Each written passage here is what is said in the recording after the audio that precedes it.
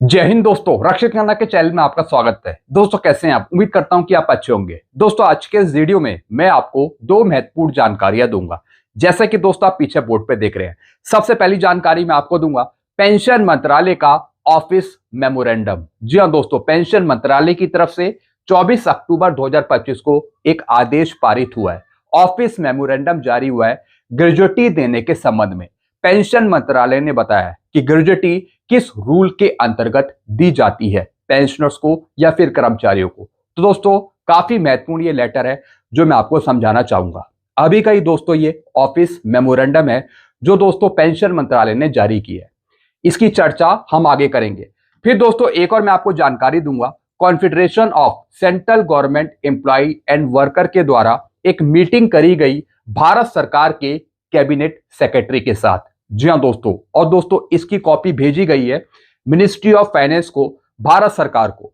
यानी आपकी मांगों के संबंध में यह मीटिंग करी गई थी। और दोस्तों ये मीटिंग हुई थी 16 अक्टूबर 2025 को। तो दोस्तों कुछ मीटिंग के एजेंडा पॉइंट निकल के आए हैं कि मीटिंग में क्या क्या बातें हुई, कौन कौन सी मांगे रखी गई आपसे संबंधित। तो दोस्तों काफी महत्वपूर्ण ये लेटर है, आपकी मांगों से संबंधित इस लेटर पर चर्चा हम आगे करेंगे।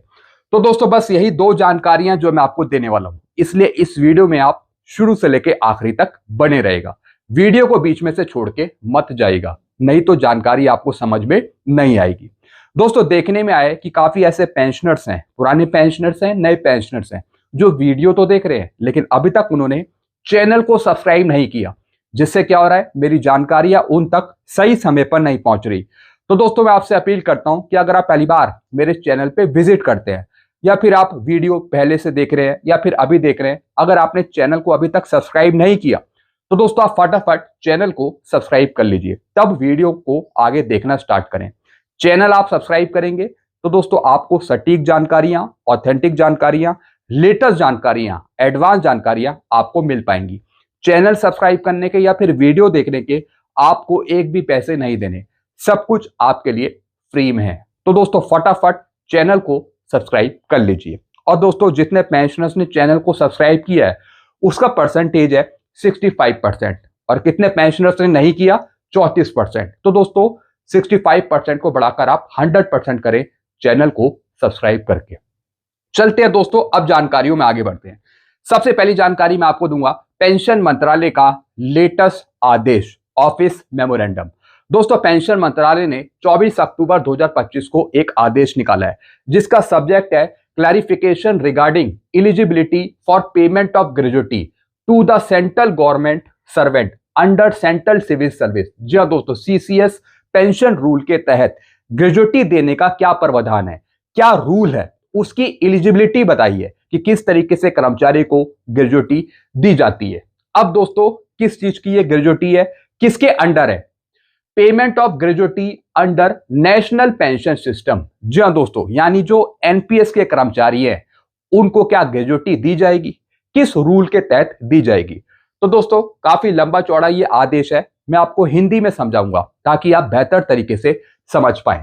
राष्ट्रीय पेंशन प्रणाली यानी एनपीएस के अंतर्गत केंद्र सरकार के कर्मचारियों के लिए सेवानिवृत्ति और मृत्यु ग्रेजुटी का लाभ अब स्पष्ट रूप से बढ़ा दिया गया है और यह एनपीएस कोष निकासी से अलग है। इससे पहले इस बात पर भ्रम था कि क्या एनपीएस की एक मुश्त निकासी ग्रेजुटी भुगतान का स्थान ले लेगी। जी हाँ दोस्तों, कई ऐसे डिपार्टमेंट हैं कि दोस्तों एनपीएस के थ्रू आपको ग्रेजुटी नहीं दी जा रही। जैसे कि दोस्तों हमारा भी एक डिपार्टमेंट है, लेकिन हमारा जो डिपार्टमेंट है वो ऑटोनोमस बॉडी है। हम भी दोस्तों अभी तक एनपीएस के कर्मचारियों को ग्रेजुटी नहीं दे पाए हैं, लेकिन दोस्तों बीच बीच में गवर्नमेंट अपने आदेश निकालती रही है कि जो एनपीएस के कर्मचारी है उनको भी ग्रेजुटी दी जाएगी या फिर डेथ ग्रेजुटी दी जाएगी। तो दोस्तों इसी पर गवर्नमेंट ने कुछ रूल्स क्लैरिफाई करे हैं एनपीएस के कर्मचारियों को ग्रेजुटी देने के मामले में। अब पात्रता, अब दोस्तों एलिजिबिलिटी क्या है ग्रेजुटी देने के लिए। एनपीएस के अंतर्गत आने वाले केंद्र सरकार के कर्मचारी ग्रेजुटी के लिए पात्र है। जो एनपीएस के कर्मचारी है उनको ग्रेजुटी मिलेगी। फिर क्या लिखा है, यदि उन्होंने न्यूनतम 5 वर्ष की अहरक सेवा पूरी करी है, ये लाभ निम्नलिखित स्थितियों में उपलब्ध है। जी हाँ दोस्तों, अगर दोस्तों एनपीएस के कर्मचारियों ने अपनी 5 साल की पूरी सर्विस करी है, यानी 5 साल उनके हैं, तब दोस्तों उनको ग्रेजुएटी देने का प्रावधान है, तब उनको ग्रेजुएटी मिलेगी। यानी न्यूनतम मिनिमम 5 साल की सर्विस उनकी होनी चाहिए, तब उनको मिलेगी। अधिवर्षता की आयु प्राप्त करने पर सेवानिवृत्ति, जी हाँ दोस्तों, अगर वो रिटायर भी होते हैं तब भी दोस्तों रिटायरमेंट के बाद ग्रेजुएटी देने का प्रावधान है। सेवा से सेवानिवृत्त या फिर अमान्यता, जी हाँ दोस्तों, या तो वो सेवा से रिटायर हो गए हो या फिर अगर इनवैलिड भी हुए हैं तब भी उनको ग्रेजुएटी दी जाएगी। सेवा के दौरान मृत्यु होने पर अगर इन सर्विस उनकी डेथ हो जाती है तब वाइफ को, स्पाउस को डेथ ग्रेजुएटी दी जाएगी। तो दोस्तों ग्रेजुएटी और डेथ ग्रेजुएटी देने का प्रावधान है एनपीएस में, चाहे इनवैलिड हो या फिर पूर्ण रूप से वो रिटायर हो गए हो। फिर क्या लिखा है, ग्रेजुएटी की सीमा। अब क्या दोस्तों उसकी सीमा है ग्रेजुएटी की? हाल ही में सरकार द्वारा किए गए अद्यतनों में एनपीएस सहित केंद्र सरकार के कर्मचारियों के लिए अधिकतम ग्रेजुएटी सीमा बढ़ा दी गई है। जी हाँ दोस्तों, जो ग्रेजुएटी की लिमिट है वो भी बढ़ा दी गई है 1/1/2024 से, जब आपका डीएडीआर 50% क्रॉस हुआ था। चाहे वो एनपीएस के कर्मचारी हो, चाहे दोस्तों वो डिफेंस से वो रिटायर हुए हो या वो सिविलियन हो, कोई भी हो जो ग्रेजुएटी लेते हैं, उनकी ग्रेजुएटी लिमिट को बढ़ा दिया गया है। अब दोस्तों यहां पे समझिए, अधिकतम सीमा यानी मैक्सिमम लिमिट कितनी है? 25 लाख रुपए है ग्रेजुएटी की 1 जनवरी 2024 से। अगर आप नेवी से रिटायर हुए हो, एयरफोर्स से रिटायर हुए हो, आर्मी से रिटायर हुए हो, अगर आप कोई से भी पेंशनर्स हैं, अगर आप डिफेंस के हैं, सिविलियंस हैं, तो दोस्तों ग्रेजुएटी की जो लिमिट है, मैक्सिमम लिमिट है, वो है 25 लाख रुपए। अगर 25 लाख से ऊपर आपकी ग्रेजुएटी बन रही है तो दोस्तों आपको पे होगी ग्रेजुएटी सिर्फ 25 लाख। यानी जो पहले सीलिंग लिमिट थी 20 लाख की, उसे बढ़ाकर 25 लाख कर दिया था 1 जनवरी 2024 से, जब आपका डीएडीआर 50% क्रॉस हुआ था 1 जनवरी 2024 से। महंगाई भत्ता डीए मूल वेतन के 50% को पार कर जाने के बाद यह सीमा 20 लाख से ऊपर बढ़ा दी गई थी। पहले 20 लाख थी, अब इसे 25 लाख कर दिया है। सेवानिवृत्ति और मृत्यु ग्रेजुएटी की गणना की जानकारी आपको जी कनेक्ट वेबसाइट पे भी मिल जाएगी। केंद्रीय सिविल सेवा राष्ट्रीय पेंशन प्रणाली के अंतर्गत ग्रेजुएटी भुगतान नियम 2021 ये सुनिश्चित करते हैं कि एनपीएस के अंतर्गत केंद्र सरकार के कर्मचारियों के लिए ग्रेजुएटी पुरानी पेंशन प्रणाली के समान हो। पुरानी पेंशन योजना ओपीएस, एनपीएस और एकीकृत पेंशन योजना यूपीएस के अंतर्गत पात्र केंद्र सरकार के कर्मचारियों के लिए ग्रेजुएटी नियम एक समान है। जी हाँ दोस्तों ये भी कुछ रूल्स में लिखा गया था कि जो एनपीएस से कर्मचारी हैं उनकी जो ग्रेजुएटी है वो कैलकुलेट होगी ओल्ड पेंशन स्कीम के समान। यानी ओल्ड पेंशन स्कीम में जो फॉर्मूला लगाया जाता है ग्रेजुएटी निकालने का, वो फॉर्मूला यूज होगा एनपीएस के कर्मचारियों के लिए ग्रेजुएटी देने के मामले में। फिर क्या लिखा है, यूपीएस में शामिल होने वाले कर्मचारियों को सीसीएस एनपीएस के अंतर्गत ग्रेजुएटी भुगतान नियम 2021 के अंतर्गत ग्रेजुएटी लाभ प्राप्त होंगे। जी हाँ दोस्तों, चाहे यूपीएस का कोई कर्मचारी हो, चाहे एनपीएस का कोई कर्मचारी हो, उनको ग्रेजुएटी मानने हैं, उनको ग्रेजुएटी दी जाएगी। अगर इन सर्विस डेथ होती है यूपीएस से कर्मचारी की, एनपीएस से कर्मचारी की, तब डेथ ग्रेजुएटी दी जाएगी वाइफ को, स्पाउस को। तो दोस्तों यहाँ पे रूल समझा दिए कि इन रूल के अंतर्गत एनपीएस के कर्मचारियों को भी ग्रेजुएटी देने का प्रावधान है। अगर इनवैलिड हुए हो तब भी ग्रेजुएटी मिलेगी, लेकिन मिनिमम 5 साल की सर्विस होना जरूरी है, तब ये ग्रेजुएटी दी जाएगी। चलते हैं दोस्तों अगली जानकारी की तरफ। अगली जानकारी है, confederation of central government employ and worker के द्वारा एक मीटिंग करी गई भारत सरकार के साथ, कैबिनेट सेक्रेटरी के साथ, भारत सरकार के साथ। अब दोस्तों इसका सब्जेक्ट है एजेंडा मीटिंग पॉइंट। जी हाँ दोस्तों, अब दोस्तों जो ये मीटिंग हुई, इस मीटिंग के कुछ पॉइंट निकल के आए, कुछ एजेंडा पॉइंट निकल के आए। Point included in agenda meeting. अब कौन कौन से पॉइंट थे? सबसे पहला पॉइंट था इमीडिएट कॉन्स्टिट्यूशन ऑफ 8 सेंट्रल पे कमीशन। जी हाँ दोस्तों, यानी भारत सरकार जल्द से जल्द 8 सीपीसी का गठन करे, जल्द से जल्द 8 सीपीसी पर सरकार टर्म ऑफ रेफरेंस जारी करे, अध्यक्षों की नियुक्ति करे। तो दोस्तों पहली डिमांड, सरकार जल्द से जल्द 8 सीपीसी को लागू करे। फिर दोस्तों दूसरी डिमांड है scrap NPS, restore OPS for all employ. जी हाँ दोस्तों, भारत सरकार एनपीएस को वापस ले, एनपीएस को हटाए और उसकी जगह ओल्ड पेंशन स्कीम को लागू करे कर्मचारियों के लिए।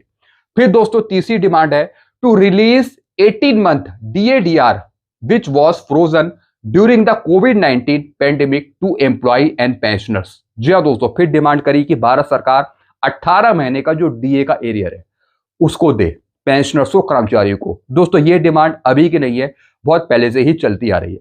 लेकिन दोस्तों हम कितनी भी मीटिंग कर लें, चाहे कोई सा भी संगठन कितनी भी मीटिंग कर ले भारत सरकार के साथ, लेकिन भारत सरकार सुनती नहीं है, हमेशा मना करती रही है कि 18 महीने का DA का एरियर नहीं दिया जा सकता। तो दोस्तों फिर से ये डिमांड उठी है कि सरकार 18 महीने का पैसा दे, 18 महीने का एरियर दे कर्मचारी को या फिर पेंशनर्स को। तो दोस्तों एक बार फिर से ये मांग उठाई गई है।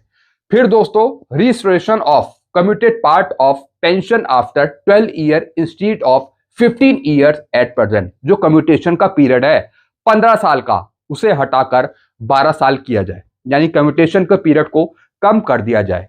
तो दोस्तों ये डिमांड्स उठी हैं, ये एजेंडा मीटिंग में ये डिमांड्स उठी हैं। तो दोस्तों अब देखते हैं कि भारत सरकार इस पे क्या संज्ञान लेती है।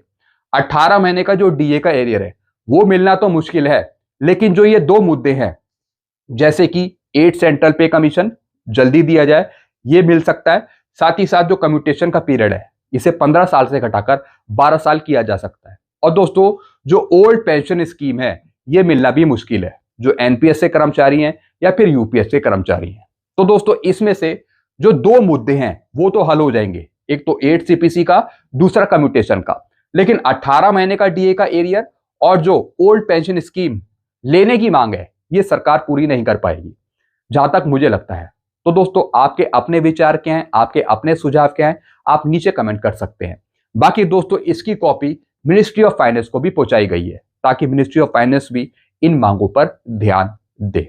तो दोस्तों ऐसी मीटिंग पता नहीं कितनी होती रहती है, लेकिन सरकार की तरफ से कोई पॉजिटिव रिस्पॉन्स आता ही नहीं है। पता नहीं कितने संगठन, ऑर्गेनाइजेशन कितनी मीटिंग करते हैं सरकार के साथ, उसमें हमेशा मांग रखते हैं कि 18 महीने का DA का एरियर देना चाहिए, लेकिन सरकार सुनती नहीं है।